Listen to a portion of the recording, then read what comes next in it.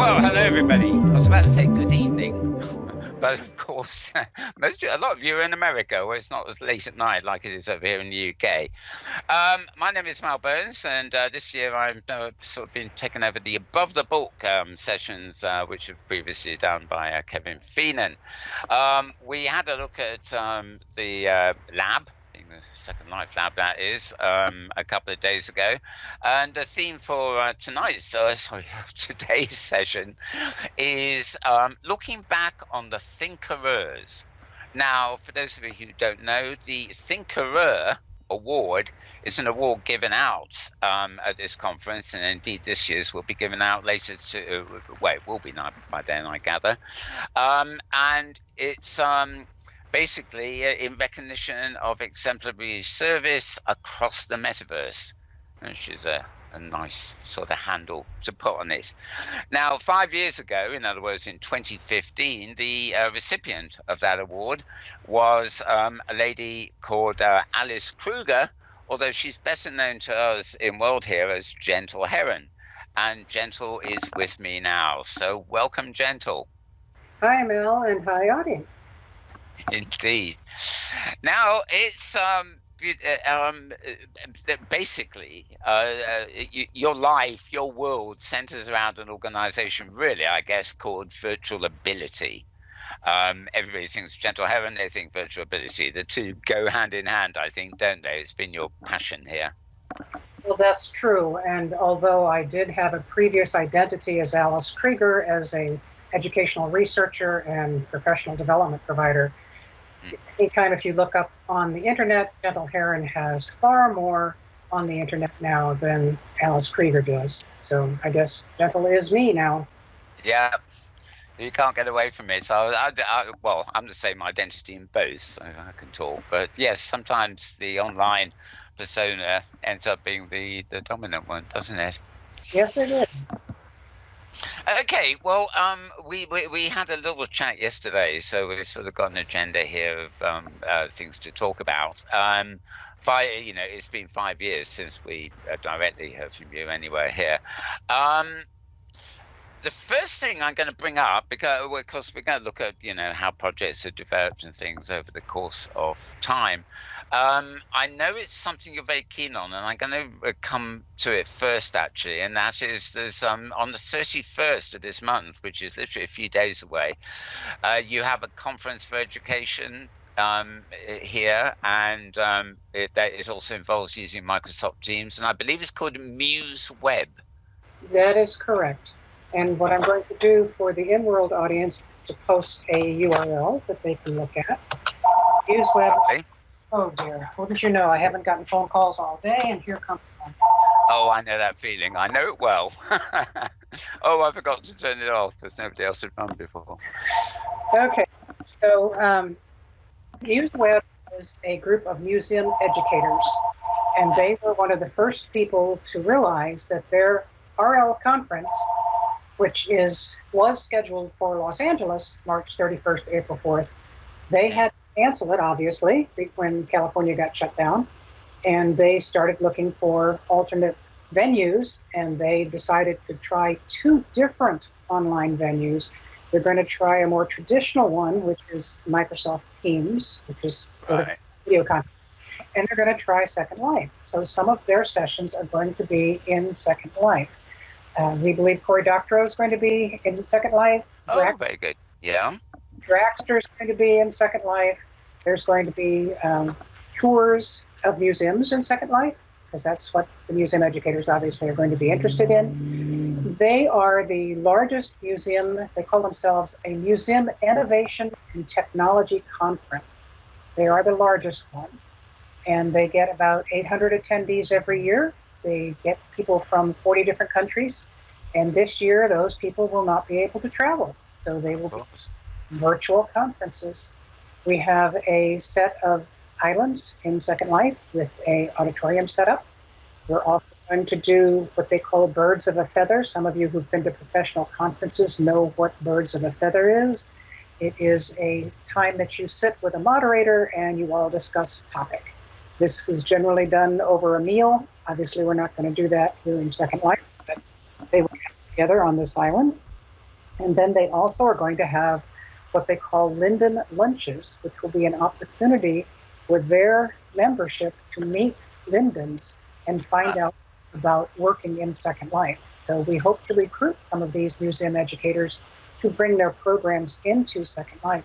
The reason that I was interested in working with MuseWeb was because they are very interested in accessibility.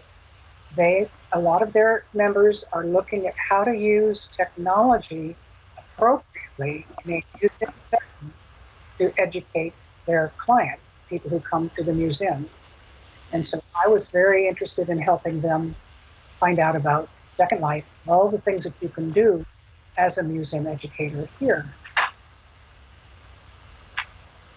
Right, well, I'm looking at that agenda. It's really rather packed. So I might just say, just a slight glitch. Here in the UK and Europe, we do put our clocks ahead tonight. So the thing at the top saying PDT is GMT -7 will actually be GMT -8. Right. Just nitpicking a bit there. But yes, basically it all starts at about, most days by the sound of it, at about 9:30 in the morning. Pacific time, whatever that is, where in the world you are. So Tuesday, Wednesday, Thursday, Friday, and Saturday.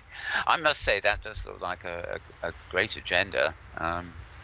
Good number of days involved there too. And they have invited people who are already in Second Life to the Second Life portion of their conference for free. I'd like to invite anybody in the VWBPE audience to attend if they would like. Okie doke. Now for he puts his glasses on here. For those listening to our broadcast, you can't see the in-world chat. You actually need MW20. In other words, MW followed by the letter 2 and the letter O. MuseWeb, that's MUSEWEB.net, and then /program/ and that link will take you to the very event we're talking about starting next Tuesday. Okay, looking at what's happened over 5 years, something you mentioned to me the other day with virtual ability.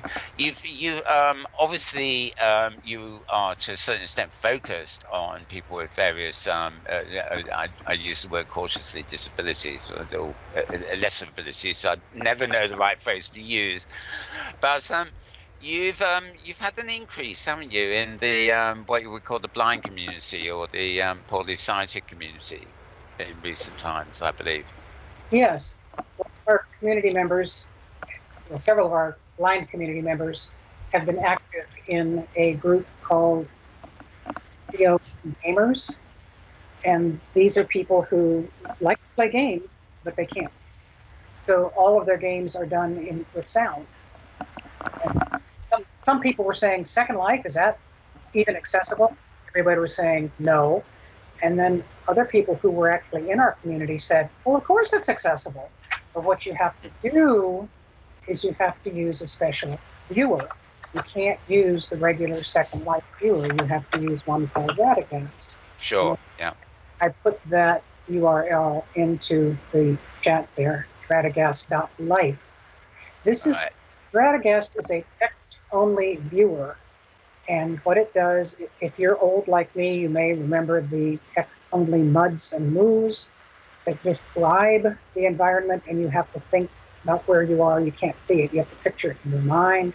Yeah. And that's what blind people do. They're picturing what is going on around them because their screen reader software picks up the code that sighted people's viewers pick up, translate into the picture that we look at, and they hear, for instance, that there is a rock 20 meters to their north, and there is a pair 5 meters to their south, and their avatar named Mel Burns 6 meters to their northwest, or whatever. So they descriptions of their environment. And our blind members are very active. Very active. Yeah, I mean, the amazing thing about these, there are many things, whether it's hubs or whatever, in Second Life that have been designed, as enhancements, for general populace, or but have actually been a godsend for less able people, and of course vice versa, things that are designed for disability that everybody loves. So, I, for one, am a major user of Radagast. I mean, sometimes I don't log into Second Life environment, all week.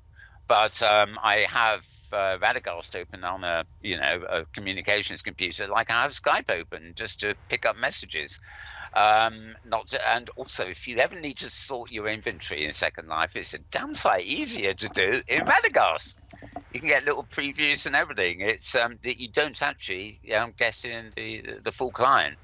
So I'm glad you mentioned that, because that's one viewer, although I use the word pardon me, viewer advisedly. But it's one way of accessing Second Life that it's actually remarkably simple, and for anybody who's working on, shall we say, not the best equipped computer, especially graphics wise, then again, it's a very useful tool to have. Well, I think what this does is it illustrates a point about universal design. Universal design is a theory of creation of materials in our environment that is intended to allow everyone equitable access, not equal access, but equitable, meaning the kind of access they need. And we find that many times when you design something that you think, oh, we're doing this text because it's good for deaf people. Well, yes, of course it's good for deaf people. The text that Electra is putting out right now is very helpful for deaf people to know what's going on in the moment. But it also is very helpful, for instance, for people for whom English is not a first language. Many people who are translating English in their minds find it easier to translate text than to translate audio, because if you think about the difference between your accent and my accent, it's almost like we're talking two different languages. Yes.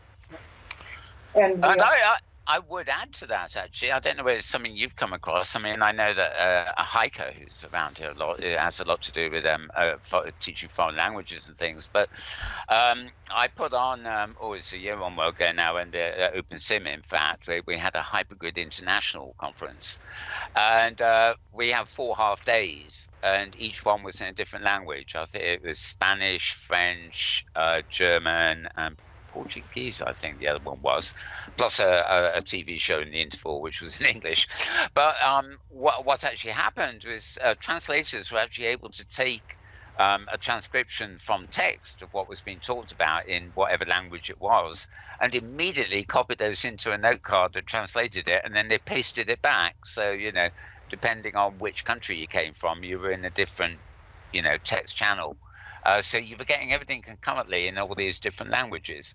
And it worked really well. We didn't think it would, but it did.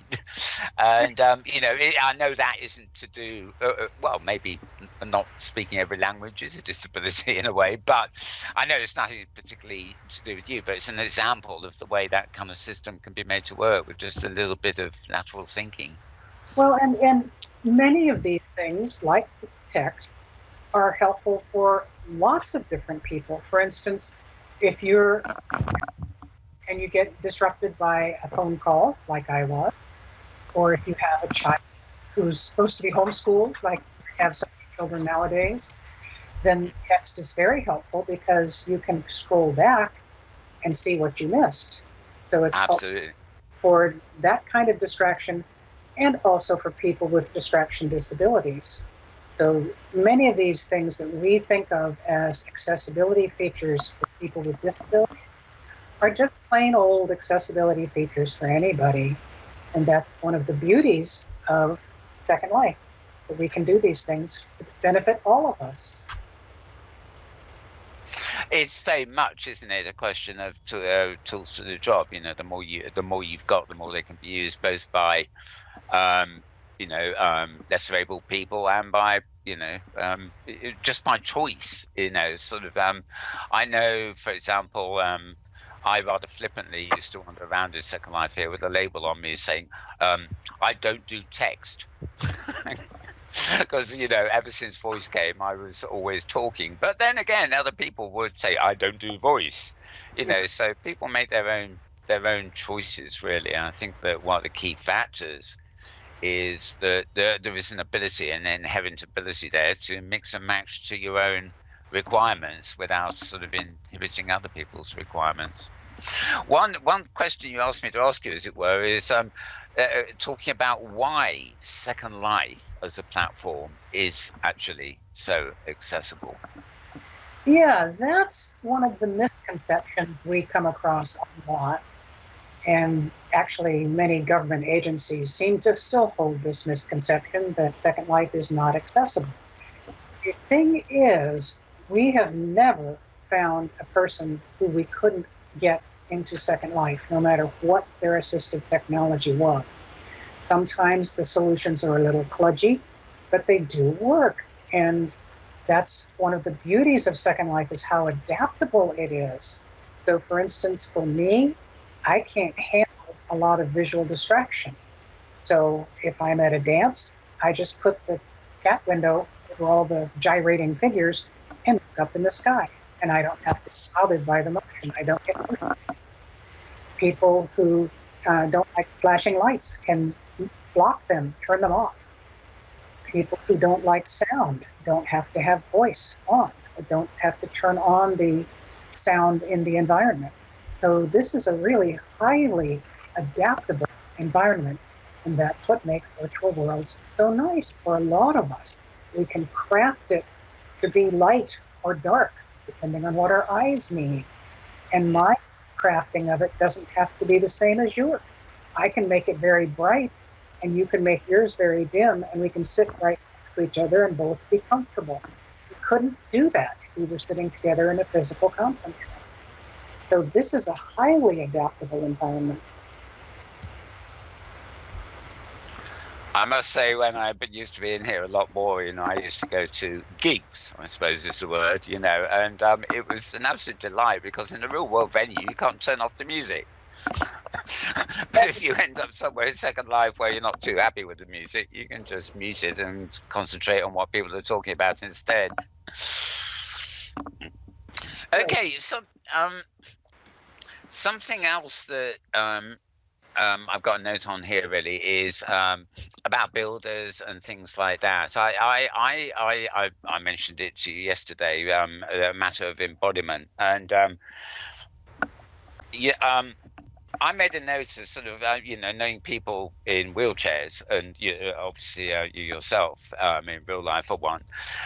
Some of them will come into not generalizing at all here, that's not my intention, but some will come into somewhere like Second Life and not feel comfortable unless they have the wheelchair. Other people will come in and embrace Second Life as this glorious place where I can fly and do all sorts of things where I don't need my wheelchair. And you made a very good point to me about embodiment. I don't know whether you remember what it was. I want to tell me again. Sure. Yeah.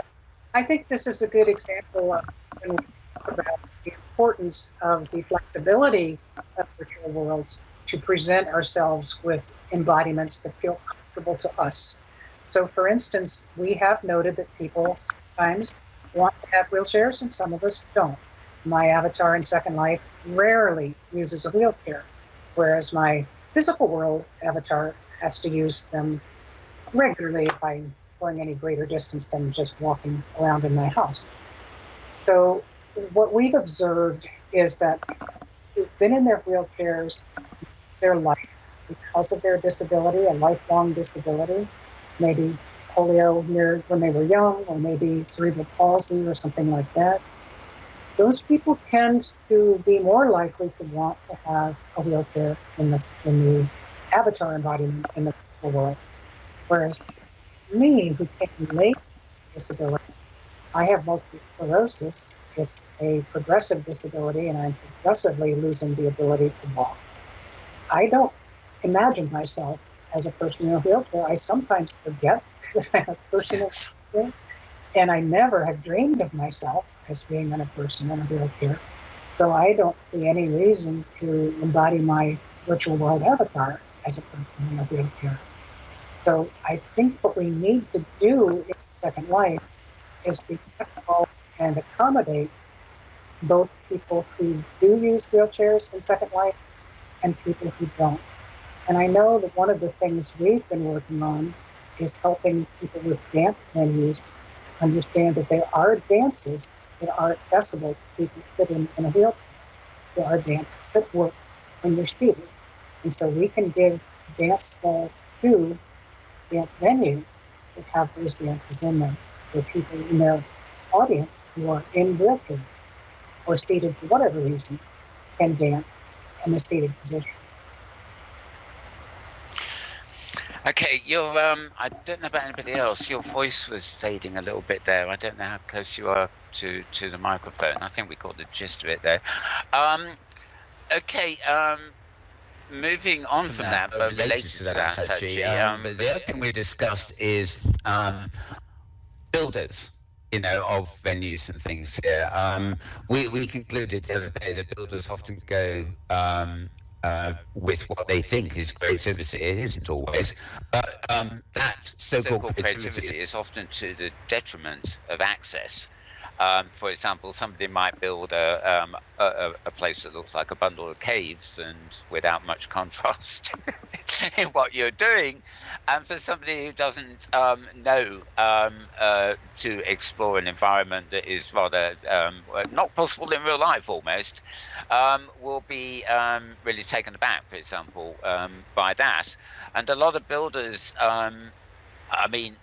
we're talking about the wheelchair thing again. Obviously, it's a psychological thing, but is it important for a builder, for example, to have a ramp where a wheelchair can go up onto a stage, even if it's in virtual reality? And, the avatar can easily teleport to the stage. But is it psychologically important, do you think, for builders and creators to think of the visual aesthetic, really, of something like the ramp?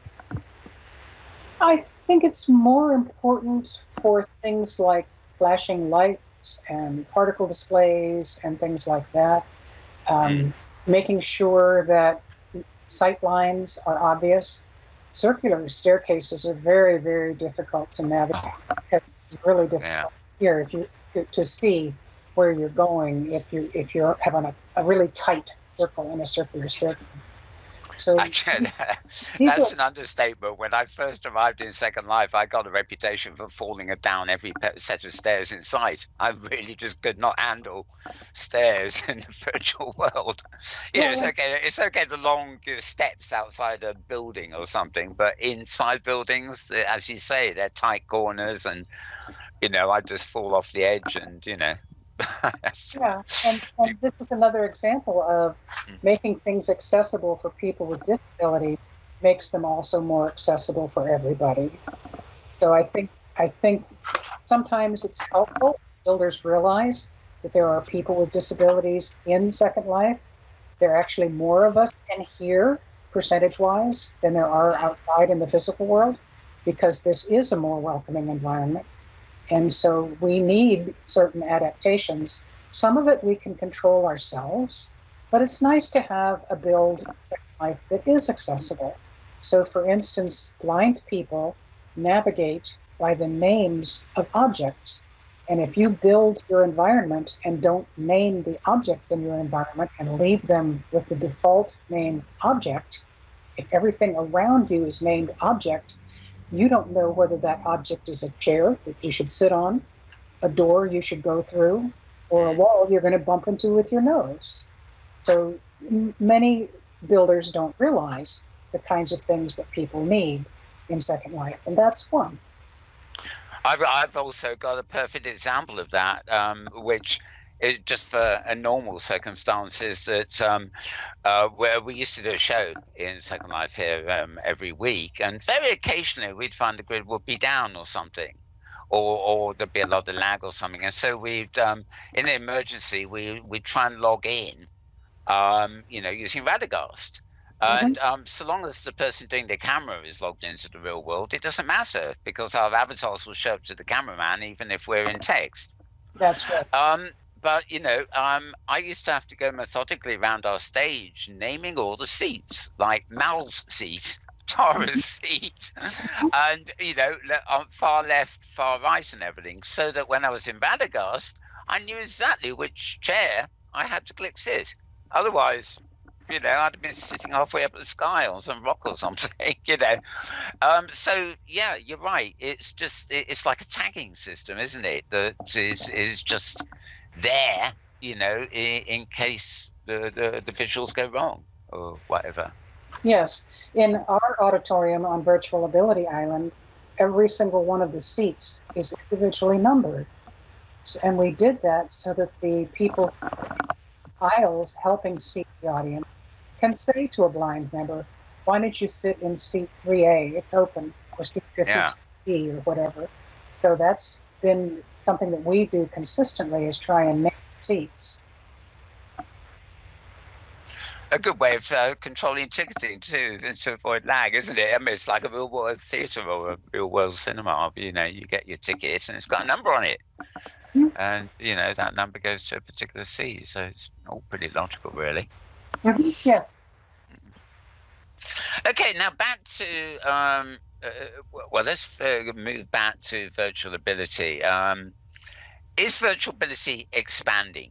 Right now, that's a key question. I think the obvious answer is yes, but I mean, there's different ways you might be expanding. I know we'll go into it in a bit. I know you've got residential interests, the equivalent of care homes in the virtual, and supporting assistive technologies, a whole load of it. But you mentioned, or I mentioned at the beginning, that you'd noted an increase in the lesser sighted community. But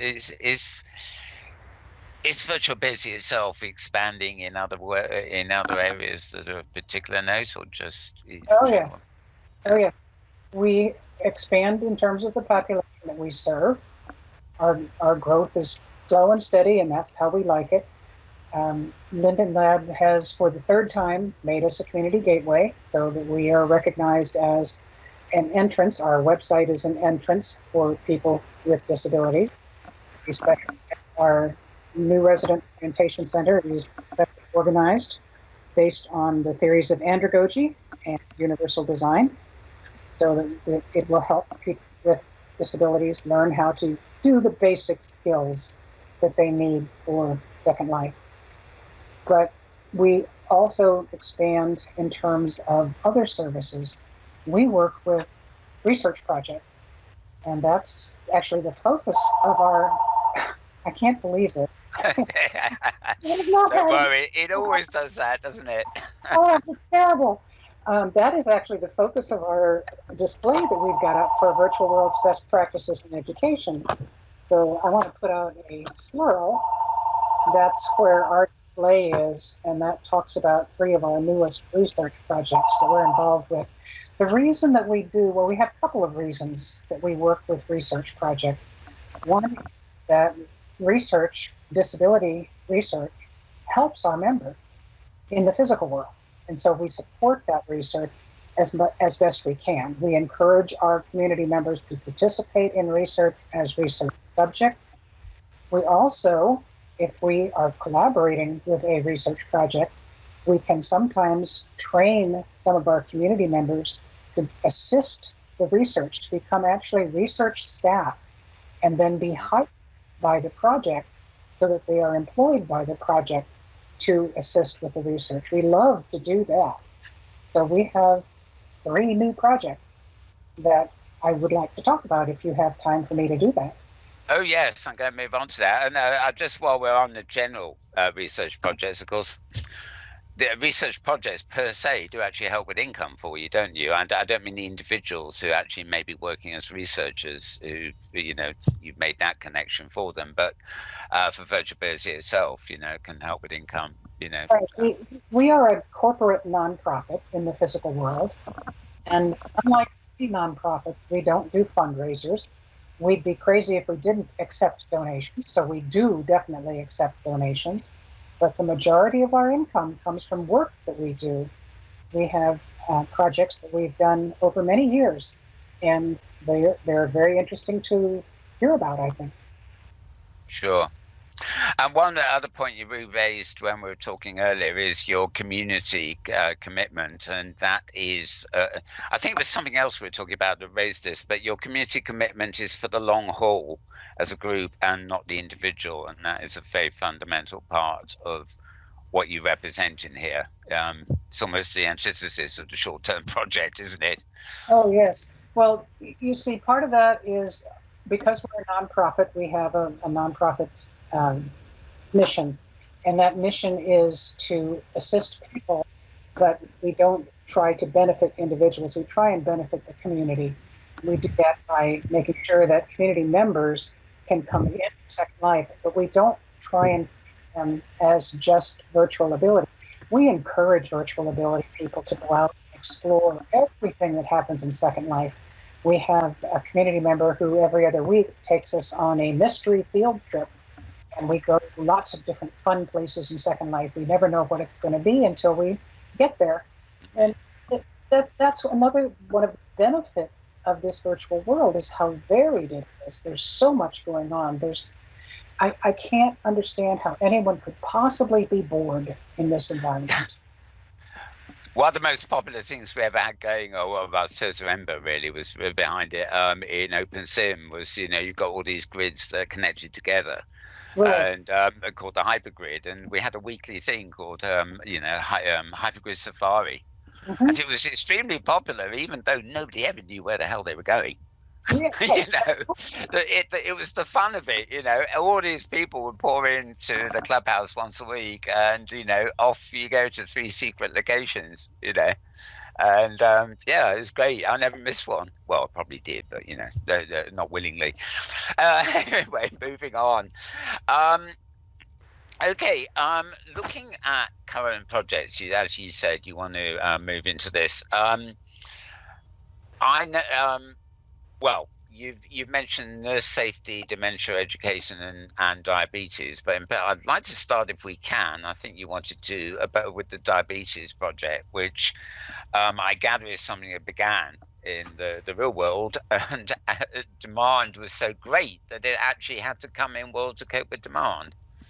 Well, this is actually a project that grew from an initial research project that started many years ago. The research was to compare education of newly diagnosed people with type 2 diabetes. They have to change their lifestyle to cope with this diagnosis. And that takes a lot of education. It takes diet education, exercise education, mood and stress education, all different kinds of topics that they need to learn about how to change their lifestyle. And so traditionally, these people receive their education in face-to-face meetings in groups with diabetes educators. The research long ago was with Boston Medical Center to find out a comparison of doing that same education in the virtual world versus in the physical world. Because in the virtual world, it was a lot simpler to do. People didn't have transportation to come to the face-to-face meeting. This would be, obviously, in this environment with coronavirus, it would be a lot safer to have your education in this environment. And so that was the original research, but that then translated into a large hospital system, which was being very much overloaded. They had too many recently diagnosed people with diabetes to actually give them the education that they needed in a timely manner in a face-to-face setting. And so they decided to try it out in the virtual world. And they're having a really good time with that because they're offering not only in-person education in scheduled classes here in Second Life on their own dedicated island, but they also offer 24/7 access to the education facilities and the fun facilities on their island. And as part of our VWBPE display, see one of the fun activities that they do for exercise encouragement. And I think people might enjoy that.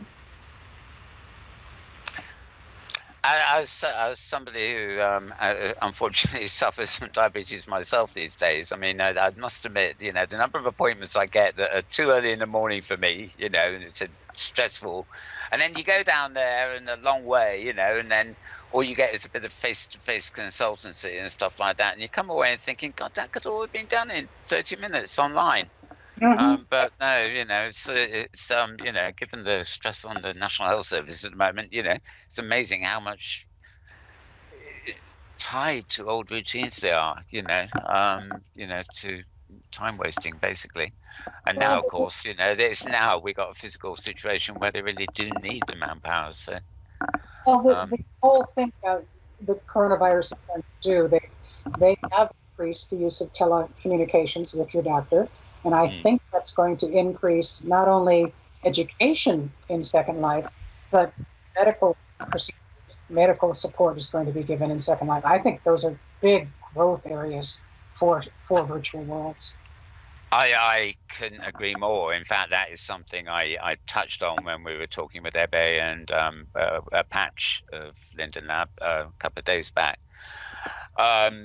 It's sort of... we've been going on for years and years about the empowerment these worlds offer in general, not necessarily just for disabled people or whatever. And, people, old friends of mine write to me and say, "You still interested in playing that darn game?" No, I refuse to say anymore, it's not a game. But now we're in a situation where, these environments, even the more simple things like video conferencing and the idea of working from home is going to become crucial.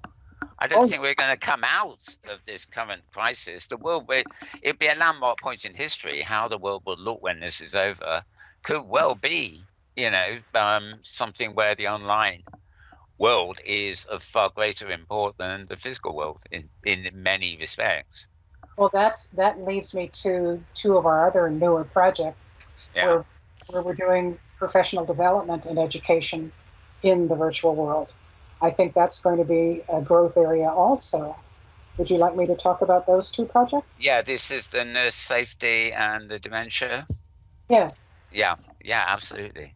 Okay, the nurse safety project with our Veterans Administration, the VA, which is why our abbreviation for my organization is VAI, Veterans Administration has already got VA. This is a simulation that is used to remind Veterans Administration nurses to follow the protocol that they are supposed to follow when a patient has fallen out of bed. When you come into a room and see a patient lying on the floor, your first desire is to grab that person under the armpits and lift them up and get them into the bed. That's natural, but that is not the best way for a nurse to handle that situation. That is how come many nurses have very bad back injuries. And so the protocol that they're supposed to follow is to use an overhead lift. And what we've done is we've simulated that overhead lift situation so that the nurses can practice that and get that into their mental set of what to do when someone has fallen out of bed. Yeah.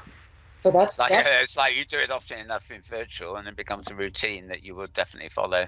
Exactly. In the real world. Yeah. That's professional development. And we also have pre-professional. We're working on a dementia education project with the State University of New York Upstate. We're working with their nursing students and their med students. And what we did was we created a little clinic where they actually meet with a dementia patient. This is a bot, an AI, and they can ask this AI bot, "How are you doing?" "Oh, I'm doing fine." And then you ask the AI bot, "How did you do today?" "Oh, one of my friends drove me," or maybe the AI bot will say, I drove myself. And they might ask, "How are you doing?" "Oh, I'm fine. I like to really enjoy making meals, and I love my little dog." And then the nursing student or the med student can go next door, as they would in the physical clinic, and talk to the caregiver. And the caregiver will say, "Well, no, I had to drive him here because he's not able to drive anymore. And I'm really worried about him he's got Meals on Wheels, but I don't see him eating any of that. It's just back on his stove. And so there's a discrepancy between what the person with dementia says their life is like and what the person who cares for them tells them their life is like. Sure. Excuse me. Then the patients can actually go into the person with dementia's home and look around, and they will notice that there are Meals on Wheels cartons on the floor and a gigantic fat cat. So it's obvious that the person has not figured out they're supposed to be eating the Meals on Wheels. They're feeding it to the cat. I'm sorry, I have to laugh. I mean, there is just something so typical about that, isn't there? Love the cats, but yeah, I know the problem. Yeah.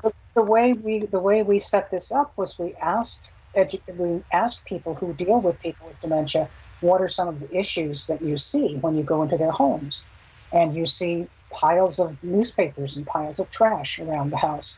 You see pet waste on the floor. You see uncooked food everywhere that hasn't been eaten. Just things that need to be fixed in the environment. And so this is something that we can have simulated here, where it's much safer for students to go into these environments here than it would be in the physical world. And so right. One of the things we're doing for the State University of New York as a pre-service education. When you mentioned nurse training and stuff like that, it reminds me. I mean, it's Imperial College in London here actually had a.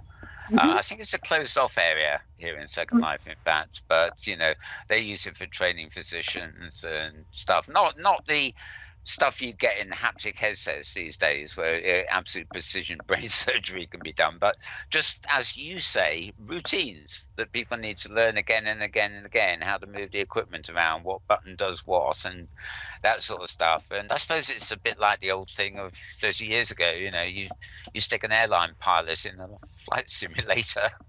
And they didn't come to terms with that before you send them up in an airplane, Oh yeah. It's better to crash a simulator than it is to crash a plane. Absolutely, yeah. So there's a lot to be said for that. Now, you also mentioned to me that the gateway, the virtual busy gateway, that is the gateway region, is designed very much for education, even over and beyond the issues of disability. You obviously offer support with assistive technologies, but you've got things like Health Info Island, which is about health generally. You've got residential areas, which are obviously being set up for possibly people with disabilities, but within those you've got art galleries, libraries, and you've got places where work by authors and artists with disabilities are shown. This is a huge range of activities grown into, isn't it? Well, yes. I mean, we're a community, so we have a large variety of things that we do and the services that we provide to our members. But yes, we have a lot of varied activities that are going on all the time. And and the other point in that is you mentioned the residential rentals you got as part of the community, but you've got within those, you've also got protected areas for people with special needs and things, a bit like care homes in real life. Well, not really like care homes, almost like anti-care homes. Well, okay, yeah. We have people in our community who are in care homes. We have people in our community who are living with their parents and will never live independently. So these people, one of the things that's great about the virtual world for people who are not independent is that here they can have their own independent environment. So we have a co-housing apartment complex where people can have a very small 2-room apartment, but it is theirs. They can control who comes in the door or not. They can control how it's decorated. We have a young man who has Down syndrome who loves fish. So the entire upstairs room of his apartment is in water and has fish swimming around in it. Oh, wonderful. He loves reindeer. So in the bottom the bottom part of his apartment, the first floor, there's a reindeer that he feeds Cheerios to. And these are things he could never do in his mother's house. So Sure. it's important for people to have these private places that they can call their own. And we do this as part of an experiment. We've been looking at the theories of Christopher Alexander and posted his name into the chat. Christopher Alexander is an architect, and he has theories about how you have shared communal spaces and private spaces that make people healthier, mentally healthier. And so we have designed our residential areas to have both the personal spaces and the public spaces. And the public spaces are shared. We have activities in our public spaces, and that develops a sense of community. And that's part of our commitment to doing on a research base. Right.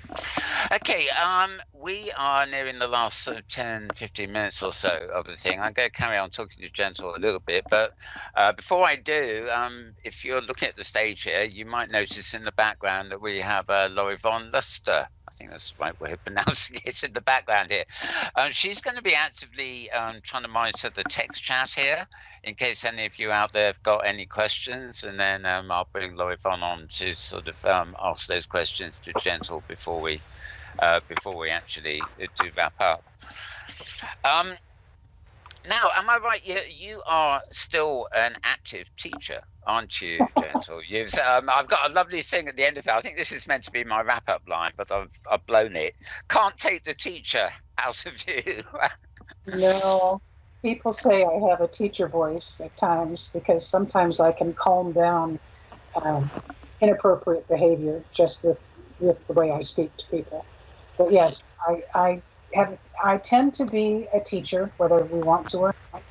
And one of the things that I've found very helpful is that I am able to translate science, especially, into language that most people understand. Oh, yeah. So recently I've been working a lot on our blog, and I posted that blog.virtualability.org. I've been doing little articles for the blog about topics related to, of course, the coronavirus, which everybody is all excited about. And you'll find topics that I hope are of interest and utility and are written in a way that you can understand them. So that's one of the ways that we do education. Other ways, go ahead. Yeah, I think that's something crucial. I mean, especially given that we're talking here at an education conference. I mean, it's been discussed before, I'm sure. I used to be in a design production world and stuff. And for many years, back when actually at one point it didn't even have a name, things like Photoshop that I used to teach, not to classroom teaching, but, for people at a time, corporate kind of training sort of thing. And when I was first asked to do this, I was quite shy. I thought, no, I can't do that. But they said, come on, you can.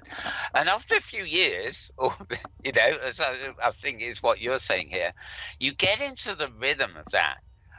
But it's not just the rhythm of being the person up there imparting knowledge, right? It's also the rhythm of taking something that in your mind is quite technical and is acquired expertise, and retranslating it to the people you're teaching in a language that they can understand.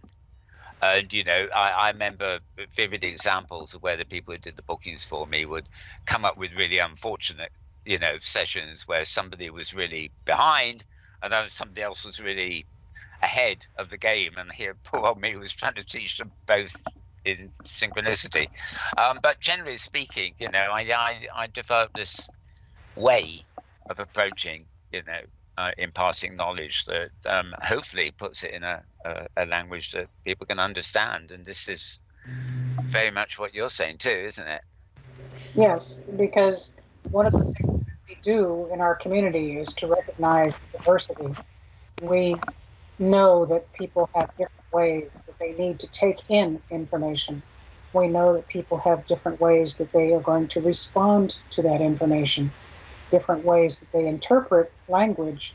And so we have to make sure that we have a lot of variation in how we promote and provide information, I want to put in a slurl to our health info island. On that island, every month we have 8 different displays and exhibits. Those topics change the first of every month, so you have one day, a few days left to see this. But the displays are posters, so they're asynchronous education, but they are interactive posters because you can click the poster and get additional information and get live links to further education. Because one of the things we always try and do in virtual ability is to be evidence-based. We cite our references, provide the research background to what we're saying. We think that's important. And the other thing we do for accessibility is the initial poster, the title poster of each set will provide a note card that has the entire text of the entire exhibit on that one note card, because people who are blind can't read posters. Those are not text, they're images, so they can't see that. And also it describes the images that are on the posters, because obviously blind people can't see the images either. So we try and make these poster sets be adapted for various people's need. You obviously know OpenSim, and presumably Virtual Ability has an interest in other virtual worlds too, other than Second Life. And I'm very briefly wondering about your thoughts on the new wave of what they call VR, the things that require headsets. And the reason I ask that is because they're coming up with a lot of haptic devices now that we can actually use on our desktop, whether we've got a headset or not. And I'm wondering about the future of things like Braille in the virtual environment, where you might be able to use your fingers on some kind of pad to read a textual information. Yes, we actually have one community member who is fully blind and does access Second Life on a Braille device. So yes. Oh, that's wonderful. Okay, Laurie Vaughan, questions?